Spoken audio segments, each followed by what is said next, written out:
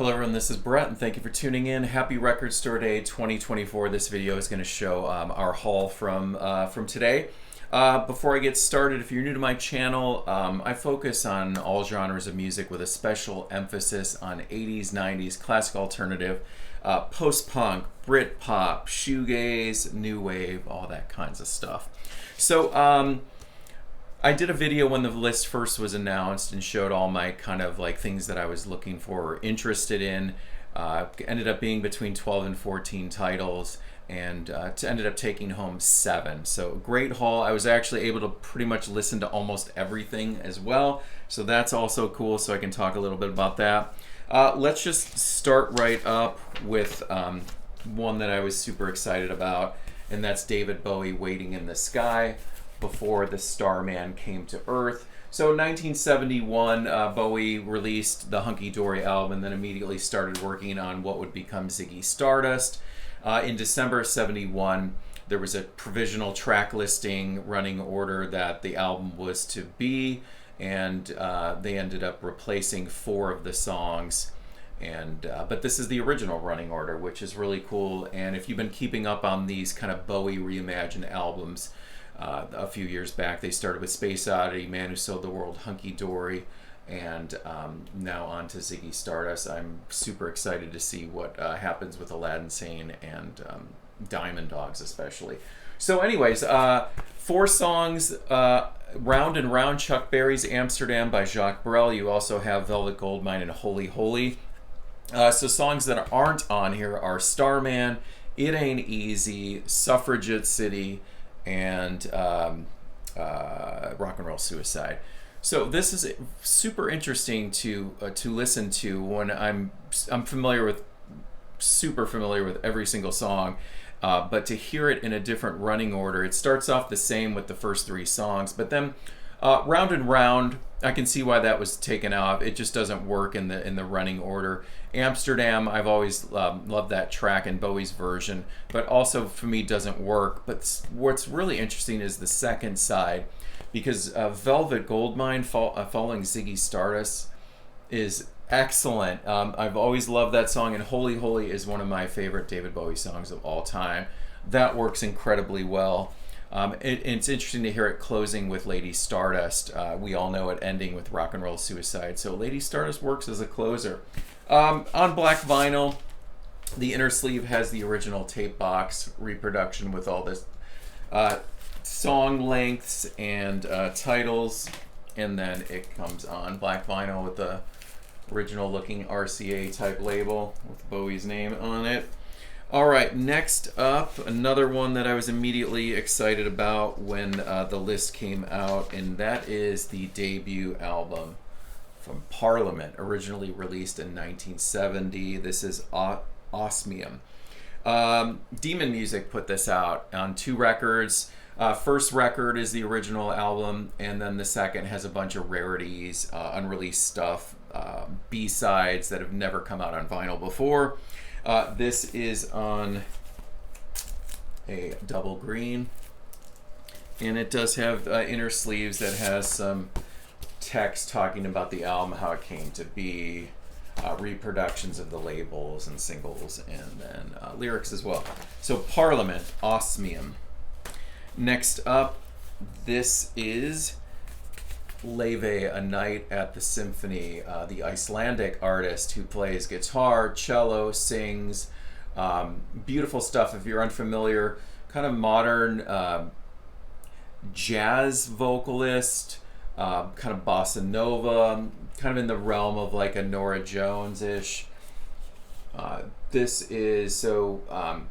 the liner notes on this are really cool. There's a little passage where she talks about how she kind of grew up in this building where the Iceland Symphony plays, and some of the musicians that are playing with her were her teachers and mentors. So it kind of comes full circle, and they're supporting her on this release. It shows all the musicians listed, the seating chart, and the stage dimensions, and all that kind of stuff, which is really cool. The inner sleeves have credits and stuff, but what was a really nice little bonus that fell out when I opened up was these 3 little bonus pictures. Remember when you're back in school and you did the school photos and you had the wallet size pics? That's what these are like. That one's really cool with the sheet music on the floor. So anyways, Laufey, A Night at the Symphony. If you're unfamiliar with her work, I highly recommend checking her out. She has a couple albums out at this point. Bewitched was the most recent one. Really, really great stuff. All right, next up, lots of good stuff on the list this year. I got the impression from talking to some people at stores that a lot of the stores got not as many copies of things that they had ordered. You know, ordering 20 copies of something and only getting between 1 and 3. So, some things that I really wanted, I was unable to actually get any, as I'm sure you guys encountered as well. But I did get the Cranberries, Bury the Hatchet. This is their 4th album. Originally released back in 1999. We've been getting a lot of Cranberries, which is great because some of these albums are just so super hard to find. And this is the complete sessions, which includes 5 tracks tacked onto the original running order. It has inner sleeves. There's Dolores. So you got the inner sleeves. This is just on regular black vinyl, and yeah, there it is. But really happy to have that in the collection, and hope to see more Cranberry stuff in the future. Next up, first time ever on vinyl. This is the Mighty Lemon Drops Ricochet. British 80s alternative group, really excellent stuff. Ricochet came out back in 1992. It would be their last album. Inner sleeve, band photo.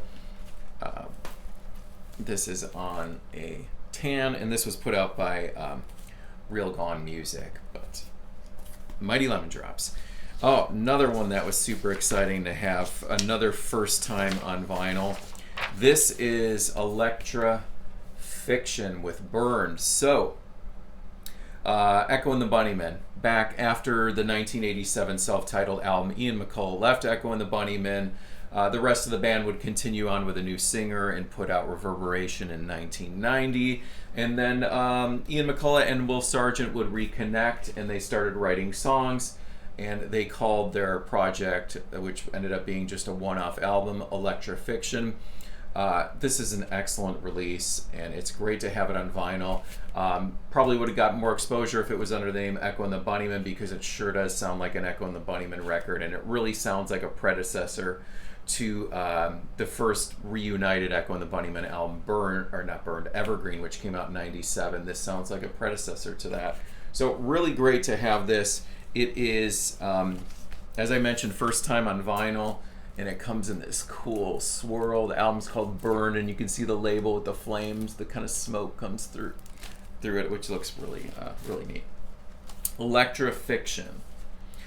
And lastly, RSD continues to put out some quality Sisters of Mercy releases, and this is no exception. This is a double EP, so instead of just releasing the Body and Soul EP as one 4-song disc, they joined it with the Walk Away single or EP. So you have 4 songs on each side, which plays like an album, and it sounds great. These releases always look super cool. They choose really nice color combinations. So this has this black and blue, and the real standout on this one is the track After Hours, which is the closing track on the Body and Soul EP. And it's the 40th anniversary, so it's the first time it's been repressed since it came out 40 years ago. Lots of cool B-sides. Poison Door is great, Long Train.